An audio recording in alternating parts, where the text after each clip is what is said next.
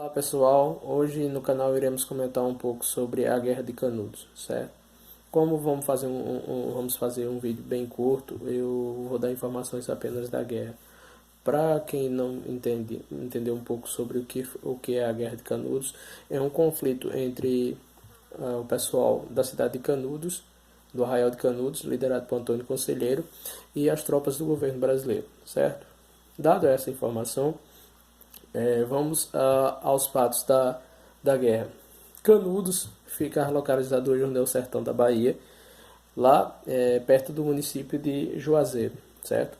E tendo alguns conflitos entre os habitantes da região do norte da Bahia, da região do sertão da Bahia, e os conselheiristas, porque muitos dos habitantes dessa região estavam indo para o Arraial de Canudos, porque no Arraial de Canudos eles se sentiam bem mais estavam se sentindo melhores lá, porque Canudos era uma cidade extremamente comunitária e as pessoas trabalhavam em fazendas, e esses fazendeiros começaram a ver que estavam perdendo a mão de obra e, aproveitando de alguns incidentes,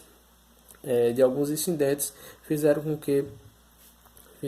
que o prefeito da cidade de Juazeiro convocasse tropas contra a cidade. E contra Canudos se foi quatro expedições. A primeira expedição foi organizada pelo governo da Bahia, sobre o comando do tenente Manuel Ferreira. Essa primeira não para a cidade de Uauá, que era uma cidade próxima, a cidade de Uauá. Lá na cidade de Uauá são surpreendidos pelas forças de Antônio Conselheiro e bem mal armadas as forças de Antônio Conselheiro, com facões, com terçados, com foices, enxadas, ou seja, material de trabalho, né, de trabalho no dia a dia na roça, e eles conseguem derrotar as tropas. Apesar de perder muitas pessoas, teve muitas baixas, os conselheiristas conseguem vencer. Por quê? Segundo o tenente, ele perdeu apenas 5 homens, certo? Só que a tropa não tinha mais moral, não tinha mais, depois de ter tido essa batalha, eles não tiveram mais moral mais para conseguir avançar. Então voltaram derrotados. O governo da Bahia, então, chama o major Febrônio de Brito, junto com 250 homens, e esses 250 homens partem também para Canudos. Depois de uma nova batalha, perto de Canudos, eles conseguem vencer a tropa do major e dá algumas baixas na tropa do major. E o major tem que retornar. Isso fez com que o governo republicano passasse a intervir nessa guerra. O que fez o governo republicano? Organizou uma grande expedição, uma grande tropa sob o comando do coronel Antônio Moreira César, que era um herói da República. E o Antônio Moreira César parte com uma grande tropa, auxiliado pelo também coronel Pedro Tamarindo. E essa tropa extremamente bem equipada, ela chega em Canudos e ela tenta invadir Canudos com alguns erros, né, alguns erros estratégicos, como a questão de a tropa ter marchado muito tempo em ritmo acelerado, quando poderia ter descansado a tropa sempre. E isso faz com que, segundo alguns relatos, o Antônio Moreira César ele ordena o ataque com a tropa extremamente exausta. E a tropa também sem ter dado o rancho nem a comida. E isso faz com que a tropa perdesse. Inclusive o Antônio Moreira César morreu, Tamarindo morreu também, e inclusive também vários outros oficiais da expedição.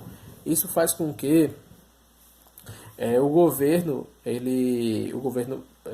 brasileiro ele passe a ver Canudos como um levante monárquico, que Canudos não era, né? Apesar de ter alguns pensamentos monárquicos, não tinha nada de levante monárquico ali, certo?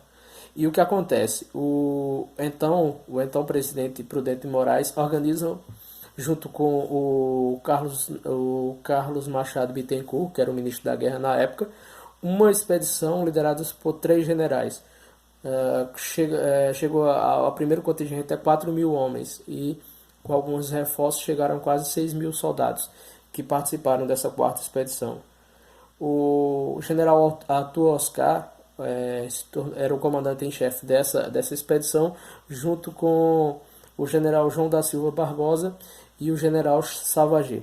Então, esses generais saíram em duas colunas e partiram para atacar Canudos por duas frentes, certo? O que acontece é que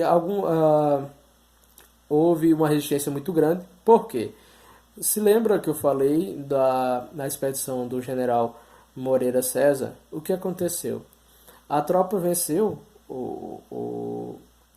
a expedição do Moreira César e ficou com os armamentos que eles levaram, porque eles perderam muitos armamentos. Isso fez com que os conselheiros estavam extremamente armados, e não como facões com enxadas, como estavam contra a primeira expedição. Eles estavam fortemente armados com carabinas, com fuzis, e eles conseguiram ter uma certa resistência e dar muita resistência às tropas do governo, que precisou levar um reforço, e também faltou ao exército, em alguns certos períodos, faltou comida. Houve um erro na distribuição da comida e eles ficaram. Aí, o que aconteceu? O general Carlos Machado Bittencourt, então ministro da Guerra, saiu do Rio de Janeiro, então capital, e levou seu gabinete para Monte Santo, que era bem próximo lá, e controlou isso aí. O ministro da Guerra ele passou a viver no campo de batalha também. Isso levou também a algumas ordens que ele deu.